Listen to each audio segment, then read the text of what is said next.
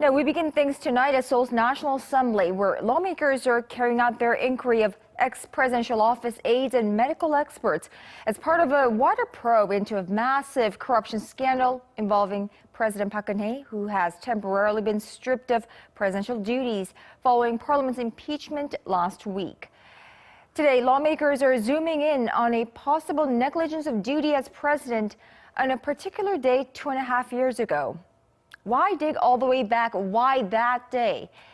In focus is April 16th, 2014. It's a day that either directly or indirectly impacted the lives of most Koreans. On that day, the world media had their eyes fixed on this country. Park Jiwon reports.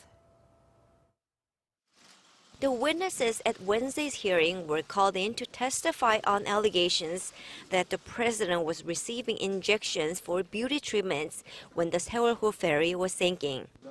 Most of the dozen or so witnesses are or were medical staff at the presidential office, as well as the president's private physicians. One is former National Security Council Chief Kim Jang-soo, who said he sent several document briefings to the president about the accident and had several phone conversations with her. He also said, however, that he's not sure about the president's whereabouts on that day. He said he heard from his assistant, who was delivering the briefs on his behalf, that the president didn't seem to be at the presidential office, but was at her official residence on that morning. Both locations are part of the Cheongwade complex. My assistant told me that the president didn't seem to be at the presidential office, so I thought to myself that if she wasn't there, then she must be at the residence.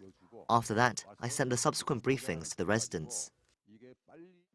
Testimony from a woman who was a nursing officer at the presidential office at the time seemed to confirm that. In the morning of that day, I went to the residence to bring the gargle solution to the president. I couldn't see the president myself, but I gave it to an employee at the residence. Other witnesses said they do not know the specifics of what the president did during her 7-hour absence, nor do they know whether she was receiving beauty treatments. The medical staff and doctors did say, however, that the president received shots for health reasons, but at other times.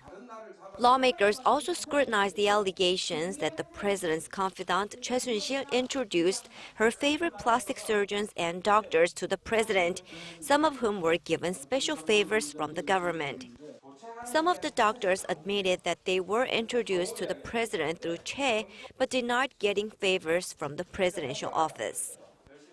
The fourth hearing will be held on Thursday, and President Park's former chief of staff, Chung Yun-hye, who is also the ex-husband of Choi Soon-sil, is expected to give testimony related to the massive power abuse scandal. Park Jiwon, Arirang News.